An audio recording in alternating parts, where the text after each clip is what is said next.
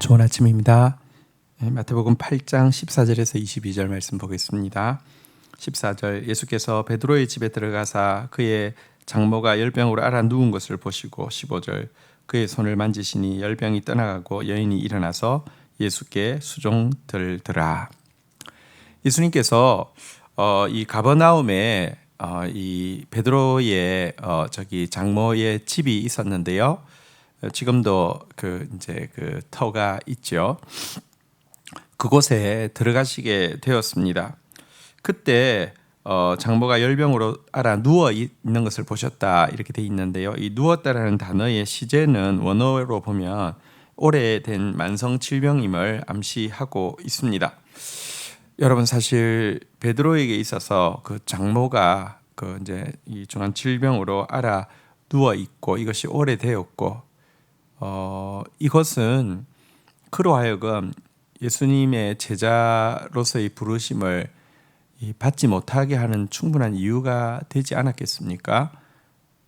장모님을 지금 이제 돌아봐야 되고 또 돌아본다는 것은 시간적인 문제도 있고 또 재정적인 문제도 있고 이런 많은 문제가 있을 터인데요. 그럼에도 불구하고 예수님 앞에 내가 너를 사람 낳는 어부가 되게 하겠다 하실 때 모든 것을 버려두고 즉시 따랐잖아요. 이거 고쳐주시면 따르겠습니다. 이렇게 제시하지 않았잖아요. 그죠? 베드로의 헌신이 얼마나 대단한 것이었는지도 다시 한번 보게 되고요. 베드로가 이야기하지 않았지만 예수님께서 베드로의 집에 찾아오셔서 또 그의 참 큰 고민인 이것을 손을 닿자마자 완치되어서 수종될 수 있게 하시는 것을 통하여서 정말 우리가 온전히 헌신하고 나갈 때 주께서 책임지신다는 또 놀라운 사실도 이 이야기는 잘 보여주는 것이라고 할 수 있습니다. 참된 믿음으로 물론 이제 여러분 믿음이라는 것이 막 만용이 되거나 분별력 없음이 되어서는 안 됩니다. 정말 주님의 부르심이 맞다고 하며 먼저 믿음으로 반응하고 나아갈 때 주께서 우리의 모든 염려에 대해서도 해결하시는 것을 봄으로 말미암아 정말 주님이 날 부르셨구나 확인할 수 있다는 것을 이것은 또 보여주는 것이라고 할 수 있겠습니다.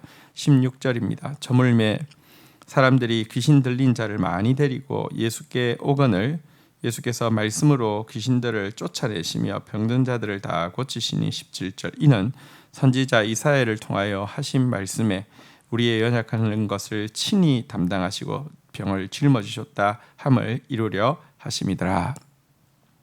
자, 예수님께서 그 집에 계실 때 많은 무리들이 이제 나오게 되었습니다. 이때 예수님은요 그들 모두를 말씀으로 이제 고쳐 주시고 있음을 보게 됩니다. 그런데 이 일에 대해서 성경 기자인 마태는요 예수님께서 이 병든 자들을 고치시고 귀신을 쫓아내신 이 사건에 대해서 이사야 53장의 말씀을 또 올리고 있습니다. 예수님께서 우리의 모든 질고를 대신 지시고 우리의 모든 이렇게 질병을 걸머지신 것에 대해서 예언한 이 이사야의 예언을 떠올리고 이 이사야의 예언을 이렇게 이제 성취되었다라고 선포하고 있습니다. 예수님은 정말 우리의 모든 연약한 것, 또 우리의 모든 질병을 짊어지시기 위해서 오신 대속의 구주이십니다. 주님은 오늘도 우리에게 긍휼의 눈으로 또 치유의 역사를 또 회복의 역사를 또 구원의 역사를 이루어 가시는 분이십니다. 자, 이제 18절부터 보겠습니다. 예수께서 무리가 자기를 에워싸는 것을 보시고 건너편으로 가기를 명하시니라. 19절 한 서기관이 나와서 예수께 아뢰되 선생님이여 어디로 가시든지 저는 따르리이다. 20절 예수께서 이러시되 여우도 굴이 있고 공중의 새도 거처가 있으되 인자는 머리 둘 곳이 없다 하시더라. 21절 제자 중 또 한 사람이 이르되 주여 내가 먼저 가서 내 아버지를 장사하게 허락하옵소서. 22절 예수께서 이러시되 죽은 자들이 그들의 죽은 자들을 장사하게 하고 너는 나를 따르라 하시니라. 자, 이제 예수님께서 가버나움에서 이제 배를 타고 건너편으로 건너가려고 하시는 상황이 되었습니다. 너무 많은 사람들이 막 에워싸는데 이것을 즐긴 것이 아니라 믿음으로 나오지 않고 막 호기심으로 또 막 이렇게 자기의 인간적인 기대로 또 사람들 막 이야기를 들으면서 도리어 막 이렇게 뭐랄까요?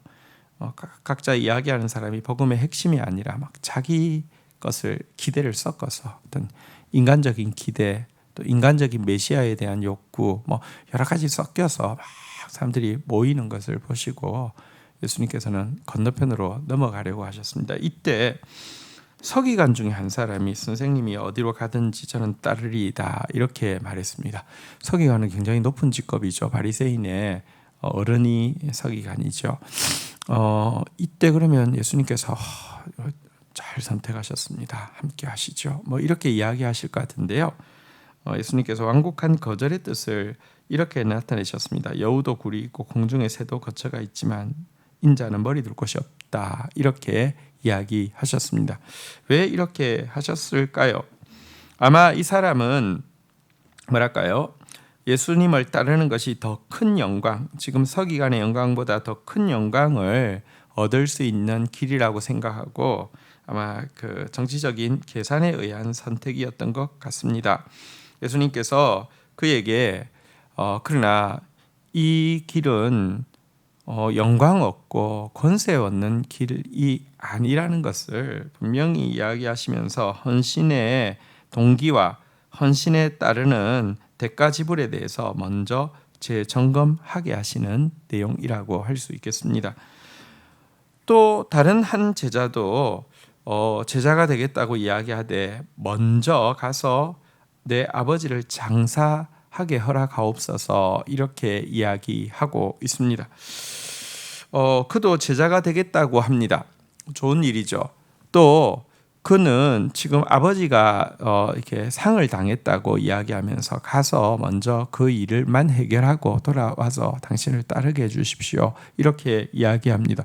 이것은 정당한 요구이죠. 그런데 예수님께서 죽은 자들이 그들의 죽은 자를 장사하게 하고 너는 나를 따르라 이렇게 이야기하고 있습니다. 이것은 어떤 의미에서 인륜을 좀 거스르는 듯한 그런 이야기인데요. 조금 생각해 볼 필요가 있습니다. 사실 유대인들에게 있어서 죽은 자를 장사해 지내는 일은 굉장한 우선권을 가지고 있는 의무이죠. 선지학교에서 율법을 공부하는 학생들에게마저도 이 이제 부모를 장사하는 일은 우선순위를 가지는 일이었습니다. 그런데 왜 예수님께서 이런 요구를 하셨을까요? 이것은 모두에게 해당되는 상황이 분명히 아니고 특별히 이 사람에게 이렇게 해당되는 어떤 상황인 것 같습니다. 아마도 이 사람은 이번뿐 아니라 여러 차례 헌신에 대한 도전을 받았던 것 같습니다. 그러나 그때마다 어떤 상황에 매여서 상황 앞에서 이것만 해결되면 따르겠습니다. 저것만 해결되면 따르겠습니다. 라고 하면서 계속 미루어왔던 사람인 것 같고요. 이번엔 진짜 따라야지. 그런데 이번에는 아버지 일만 해결하며 따라야 되겠다. 이렇게 또 이야기하는 앞에서 예수님께서는 이 뭐랄까요? 먼저 결단하고 나면 마치 베드로가 위에서 보면 장모의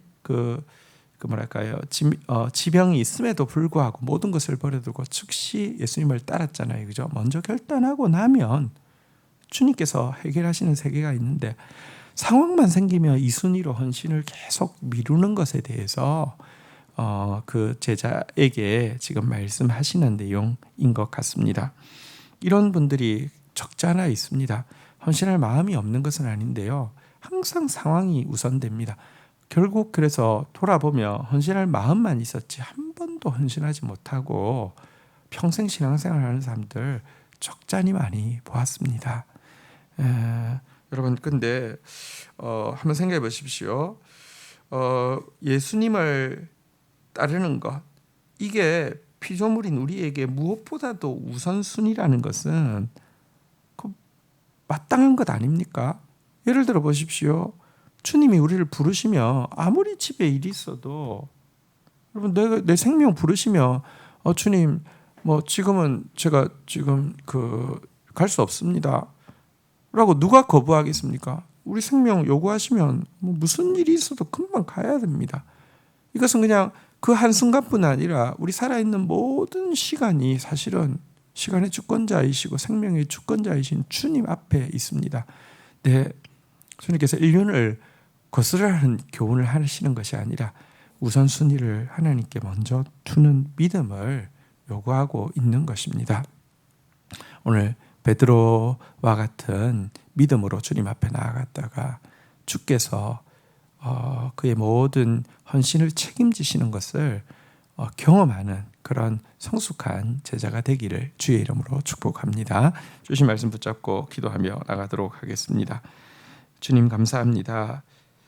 베드로의 헌신을 받으시고 그의 무거운 근심의 이유인 장모의 질병을 먼저 와서 고쳐주시고 완전케 하셔서 도리어 수종들게 하심으로 말미암아 그를 격려해 주신 놀라우신 주님을 찬양합니다. 오늘도 저희들이 예수 그리스도 우리의 생명의 주권자이시고 그 말씀 앞에서 모든 것이 순종할 수밖에 없는 절대 하나님이시오니 그분 앞에서 먼저 순종하고 나아가다가 헌신자를 책임지시는 주님의 은혜를 경험하는 자 되어질 수 있도록 인도하여 주옵소서. 오늘도 우리의 모든 연약한 것과 우리의 모든 질고를 주님 앞에 내려놓습니다. 공동체의 모든 연약한 자들, 모든 질고 가운데 있는 자들을 주님 앞에 올려드립니다. 은혜와 긍휼을 베풀어 주시옵소서.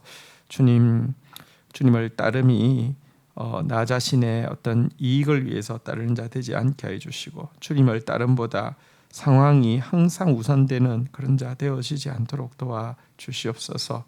정말 참 진리를 따르는 저희들이 되어지게 하여 주시고 정말 주님을 모든 것 위에 높여서 따르는 저희들 되어져서 참된 제자가 되어질 수 있도록 인도하여 주옵소서. 예수님의 이름으로 기도 올립니다. 아멘.